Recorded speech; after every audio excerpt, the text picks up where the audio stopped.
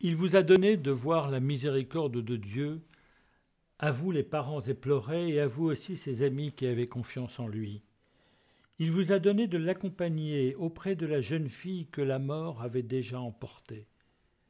Et c'est devant vous qu'il a manifesté sa puissance. C'est devant vous qu'il a vaincu cette mort, tandis que les autres, ceux qui ne croyaient pas en lui, sont restés dehors, à douter ou même à se moquer.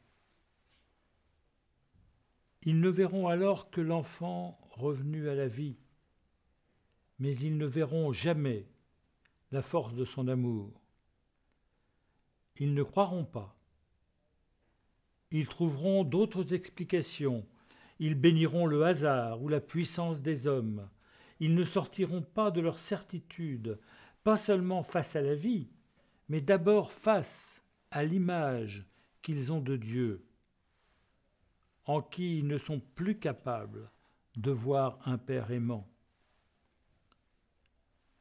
Le Seigneur ne se révèle en effet qu'à ceux qui sont capables de le voir, parce qu'ils ont l'esprit simple et le cœur ouvert. Si nous pouvons alors nous souvenir avec vous des mots d'Isaïe, c'est lui qui est notre Seigneur, nous comptions patiemment sur lui et il nous a sauvés. Oui, c'est dans le Seigneur que nous avons mis notre espoir. Quelle joie, quelle allégresse de l'avoir comme sauveur. La main favorable du Seigneur est bien posée sur cette montagne. Oui, si nous pouvions alors nous souvenir des mots d'Isaïe, et n'oublions pas non plus ceux du prophète Osée. Mon peuple succombe, faute de savoir qui je suis. Mais toi-même déjà, tu n'as rien voulu savoir de moi. C'est pourquoi je ne veux plus de toi. Tu ne seras plus mon prêtre. Il ne nous suffit pas de voir avec nos yeux de chair, il nous faut d'abord croire. Nos yeux en effet ne s'ouvriront que lorsque notre cœur sera vidé de toutes nos certitudes. Mais vous le savez bien, vous ses amis, sa bonté est plus grande encore que nos doutes et nos peurs. Elle n'est pas réservée seulement à ceux qui croient. Il aime tous les hommes, il les guérit tous, mais tous les hommes ne savent pas que la guérison vient de lui. Et savoir qu'elle vient de lui, c'est cela qui nous change, c'est cela qui nous convertit à son amour, c'est cela qui nous donne une vie nouvelle, déjà une vie de ressuscité. La guérison qu'il nous offre est d'abord la guérison de l'âme. Et c'est cela qui vous choque, vous qui êtes restés dehors, comme il vous a choqué quand il a pardonné les péchés du paralytique.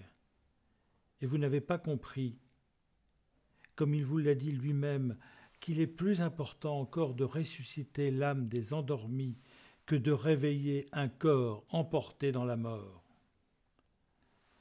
Chaque jour, Seigneur, je t'appelle au secours. Je tends les mains vers toi.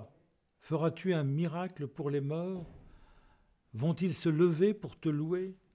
Chez les défunts, parlera-t-on de ta bonté ou de ta fidélité dans le monde des morts?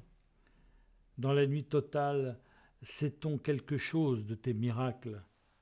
Au pays de l'oubli, a-t-on une idée de ta loyauté? Enfin, ne l'oubliez pas, toute guérison nous engage. Nous devenons les témoins de son amour, et nous aurons à porter jusqu'aux extrémités de la terre la gloire du Seigneur qui résonnera pour l'éternité dans le rire d'une enfant qu'il a tiré des griffes de la mort.